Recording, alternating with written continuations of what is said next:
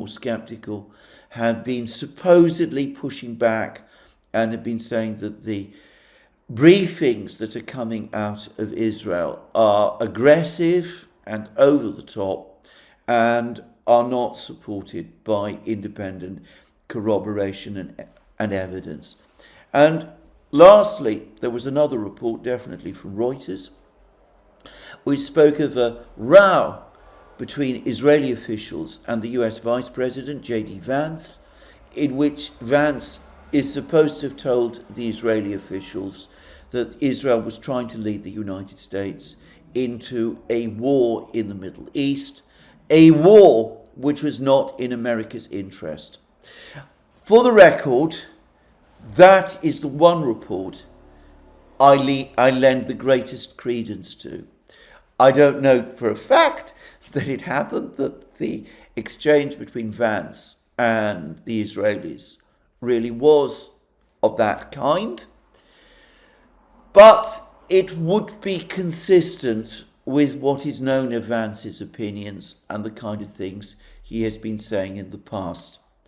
But anyway, there are all of these reports circulating of bitter arguments and bitter rows. You can believe them or not as you choose. The point is, ultimately, it all makes very little difference as far as the Iranians are concerned, or perhaps I should correct that. It makes no difference as far as the Iranians are concerned.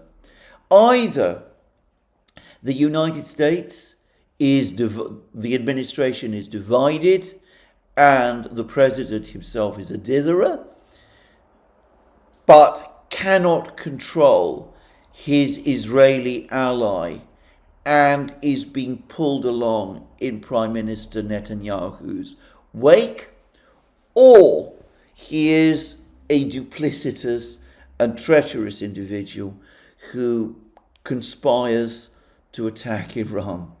But one way or the other, as far as the Iranians are concerned, the president and his administration are no longer people that they can negotiate with.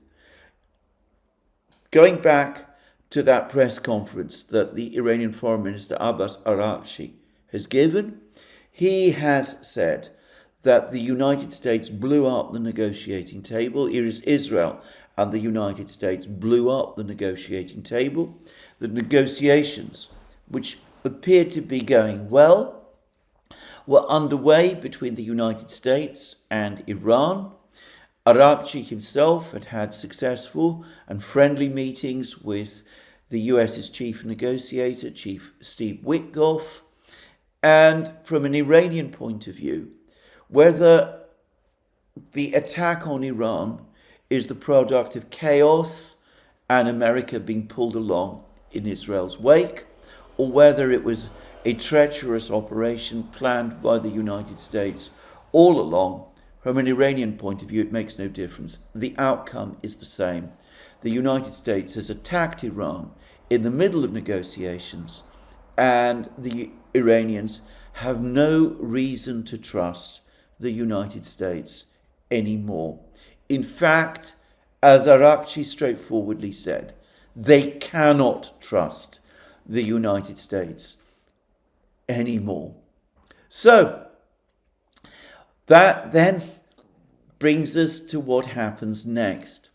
Now, if you go to the reports in the United States today, if you look at the president's own statements, and there does seem to be a clearly defensive tone to some of these statements, it's quite clear that the Americans, the president himself, hopes, and I think hopes is the right word, that this attack on the nuclear facilities in Iran will be the end of the affair. He's actually said that this is the point where the Iranians need to agree to a ceasefire and to start negotiations. It's very interesting, incidentally, that the United States and the Europeans, ever since the Israeli attack on Iran on the 12th of June, the 13th of June, have been saying that the Iranians needed to continue the negotiations. I've even heard a report that Trump was apparently astonished when, after the Israeli attack, the Iranians didn't call him and beg for negotiations. I've heard this said, I don't know whether it's true or not. But anyway, the Americans and the Europeans have been calling for Iran to negotiate, even as Israel attacks Iran. They've not been saying that Israel should cease its attacks on Iran to enable negotiations to take place. Anyway, they've been making that demand, which of course is completely contrary to what they've been saying about the situation in Ukraine. There they have been saying, they've been arguing for months, that first there should be a ceasefire and only then negotiations. Now in the attack, after the attack by Israel on Iran, they're saying negotiations first and ceasefire afterwards. Simplicius the thinker has a really good point about, makes a really good discussion about this on his latest Substack post, in which he said that the contradictions and the hypocrisies on this are stark and obvious, and by the way, never discussed by anybody in the media in the West. But anyway, let's put all that aside.